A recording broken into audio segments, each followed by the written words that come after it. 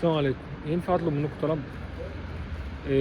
والله يا جدعان، لو حد يعرف برنامج مونتاج ولا يعرف اي حاجه تبع سكه المونتاج دي يكلمني او يكتب لي كومنت، عشان بجد الموضوع ده مأزم معايا جامد. يعني مفيش برنامج مونتاج لحد حالا، مش عارف انزل فيديوهات ولا عارف اعمل اي حاجه بسبب برنامج المونتاج ده.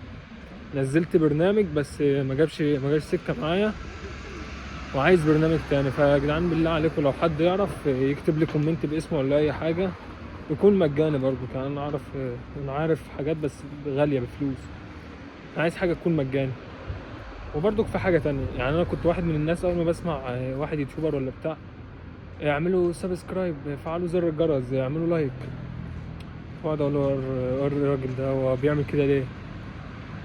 لحد ما انا عملت قناه اي نعم ما بنزلش فيها حاجه ولا بتاع، بنزل شويه فيديوهات بس. ان شاء الله اللي جاي احسن، وهنزل حاجات تانية كتير وحاجات بقى تفيد الناس. يعني اللي بنزله حالا هزار بس كده، لغايه لما اخد على الجو ده واخد على كلام اليوتيوب وبتاع. بس ان شاء الله هنزل بقى الحاجات اللي هتفيد الناس.